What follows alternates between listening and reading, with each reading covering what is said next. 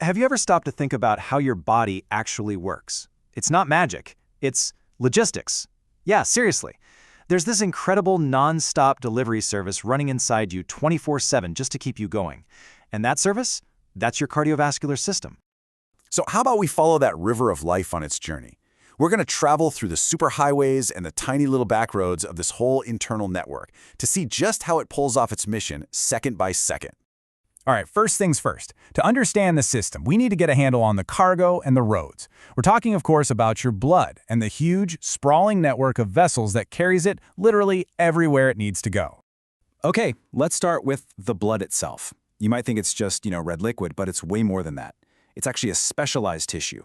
And as you can see here, about 55% of it is plasma. That's kind of the liquid highway.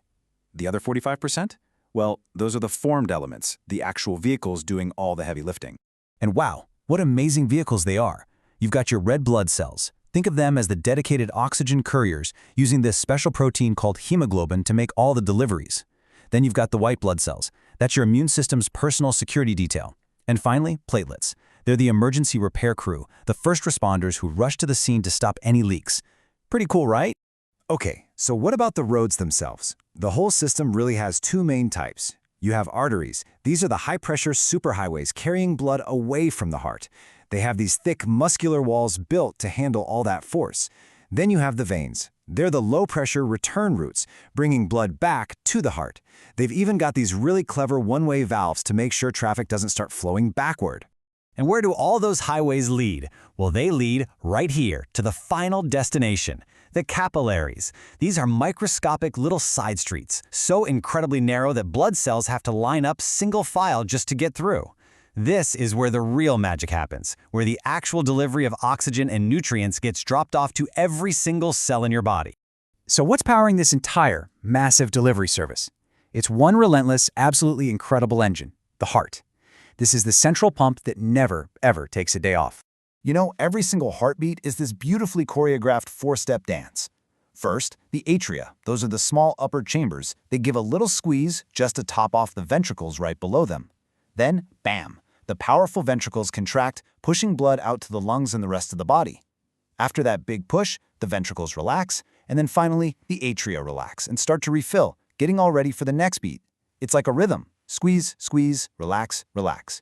And this all happens in less than a second. Unbelievable. So you know that classic lub-dub sound of a heartbeat? Ever wonder what that actually is? It's not some mystical sound of life. It's pure mechanics. The lub is just the sound of the first set of valves snapping shut between the upper and lower chambers. And the dub? That's the second set of valves closing as blood shoots out of the heart. It is literally the sound of tiny doors opening and closing, directing traffic perfectly. But what happens when this perfect, elegant delivery system starts to break down? Unfortunately, just like on our own roads, traffic jams and roadblocks can start to form, and that can lead to some really serious problems.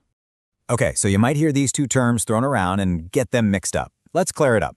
Arteriosclerosis is the general term for the stiffening or hardening of the arteries. Think of it like an old rubber hose that's lost its flexibility. But atherosclerosis, now that's the real villain here. It's a specific kind of hardening caused by the buildup of fatty gunk called plaque, which actually narrows the highway for your blood. And take a look at this. This is what we're talking about. This isn't just a slightly stiffer pipe. No way. This is a major blockage in the making. And as that space for blood to flow gets smaller and smaller, the entire system is put under a ton of strain. And that strain? Well, that shows up as blood pressure. We've all seen those numbers, right? 120/80 is the benchmark for what's considered normal. What it's really measuring is the force of your blood pushing against those artery walls.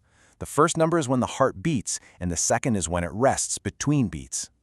And this is exactly why high blood pressure, or hypertension, is so incredibly dangerous. They call it the silent killer, and for a really good reason. You can feel perfectly fine, totally normal, while on the inside, this constant high pressure is quietly causing serious damage to your arteries, your heart, and other organs. So, this nasty combination of plaque and pressure can lead to blood clots. And they come in two dangerous forms. You've got a thrombus, that's a blood clot that forms and just stays put. It's a fixed roadblock. But then there's the embolus, and this one is even scarier. That's when a piece of a clot breaks off and starts traveling through your bloodstream. It's a mobile threat, and it can cause a blockage way far from where it even started. So, when one of these clots blocks a really critical artery, the whole system hits a crisis point. This is where all those clogs and all that pressure lead to sudden, life-threatening emergencies. And it's often a progression, a dangerous path. It might start with something called angina, that's chest pain that serves as a big warning sign that your heart isn't getting enough oxygen. If a vessel gets completely blocked, that's what leads to a heart attack, an event where the heart muscle actually starts to die. And over time, all this damage can lead to heart failure, which is a chronic condition where the heart is just too weak to do its job properly. Okay, so I know that was all a bit grim, but here's the good news. We have some incredible ways to diagnose and repair the system. And maybe even more importantly, we have the owner's manual for how to prevent these problems from ever starting. So first, how do doctors even see a clog? Well, they use a procedure called angiography. It's pretty amazing. They guide a super thin tube, a catheter, right to the heart's arteries. Then they inject a special dye that shows up on x-rays. And just like that, they've got a complete roadmap of your coronary arteries, showing them exactly where any blockages are hiding. All right, so once they've found the clog, how do they fix it? With a procedure called angioplasty. They thread a tiny balloon right to the spot, inflate it, and that squashes the plaque flat against the artery walls. Pretty often, they'll leave behind a tiny mesh tube called a stent just to prop the artery open and make sure it stays that way. It is literally like a plumber coming in to clear out a blocked pipe. But, these mechanical fixes are only part of the story. The absolute best approach is prevention. And that brings us to the owner's manual for your cardiovascular system, the stuff you can do. And the plan is actually pretty straightforward. It starts with a healthy diet. Think lots of fruits, veggies, lean proteins, and cutting back on salt. Then regular physical activity. The goal is about 150 minutes of moderate activity a week. Managing your stress and making sure you get enough sleep is huge. And then there's the big one. The single most impactful thing you can possibly do for your heart is to stop smoking. Seriously. These are the keys to keeping your body's delivery service running smoothly for life.